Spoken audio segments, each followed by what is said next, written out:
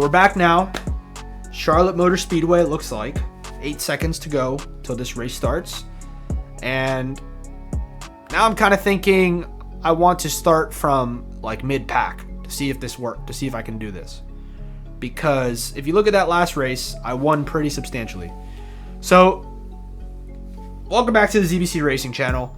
And I just want to give you guys a little bit of background on who I am. Once again, if you guys have seen this, skip to the beginning of the video. But that's okay. Maybe you guys like to hear the sound of my voice.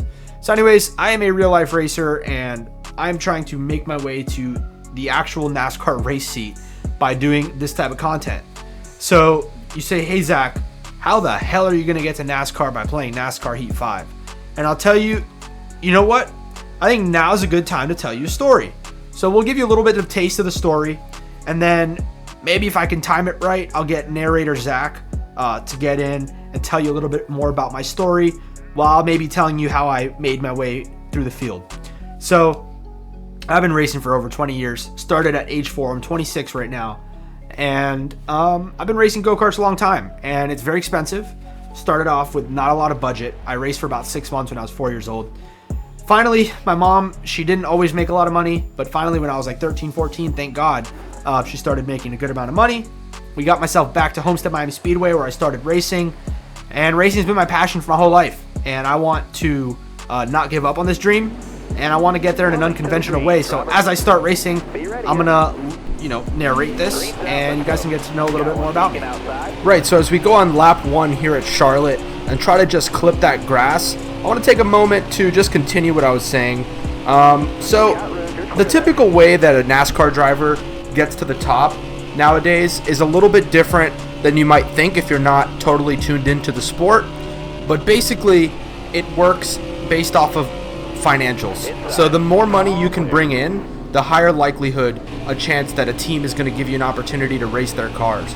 Cars have gotten so expensive to build, and NASCAR is not really helping the teams foot the bill, that unfortunately it's taken a lot of the talent out of the racing pool in favor of guys with millions of dollars. So for me, the only way to procure that money now is to build an audience and then leverage that audience into sponsorships. So how did I get to this conclusion, right?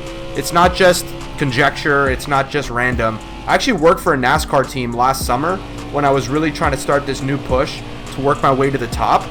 And I literally sweat and blood, sweat, and tears in that NASCAR team for a good while without any pay, and realized, hey man, doing pit crew stuff is not going to get me to be a driver. So I met with the team owner who was a NASCAR driver, and I asked him hey, am I doing the right thing here? Can you just be honest with me? How am I going to get to be a driver? And he said, look man, your intentions are in the right place, your work ethic is great, but you're not putting your energies in the right place. What you need to do is build a social media following, because you need money at the end of the day. And if you go and race and no one's watching you, it doesn't matter, and no one's going to want to put their sponsorship dollars in you, because this is a business. And if someone sponsors you, they're going to want something out of it. They're going to want to sell their product. So you need to go out there and build an audience, and then maybe someone's going to sponsor you. Car there on the inside. All right, I guess I got to explain myself there in present time. If you guys want to maybe... oh my God, Jesus, I can't control the car. Sorry, dude. I don't know if I wrecked him. All right, let me explain myself here. What the heck just happened? Well, there was a guy on the bottom in a very weird spot, and knowing the history on this game, I figured his goal was to smash me into bits and kind of wreck me. So what I did was I aimed... oh God. What I did was instead of trying to do the corner normally, I had to aim towards the wall, because that's where I figured he might try to get me at, was coming up the track. So I was like, okay, I'm going to bounce off the wall. But then the wall glitched and kind of stopped me. Still there? So, just kind of one of those deals. Let's see if we can get back to the front, though. Careful, still there. Well, that guy's stupid. That was not You're my clear fault. all around there. My God, are my tires hot. Oh, God. Last 10 laps, you got it. So one of the few times here that you'll see me rage quit.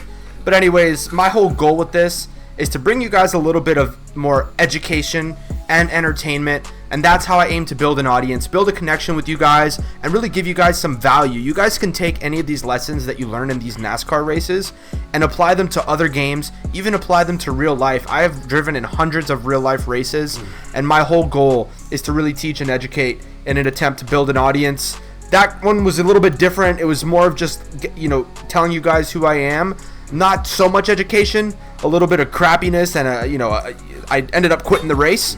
So maybe not the best thing to educate the audience, but all in all, I would say it's a good way to introduce myself a little bit more to you guys. Thank you guys for watching. Subscribe down below if you want to see more stuff like this, and I will catch you guys on the next edition of ZBC Racing, and I hope to see you there. And ciao for now.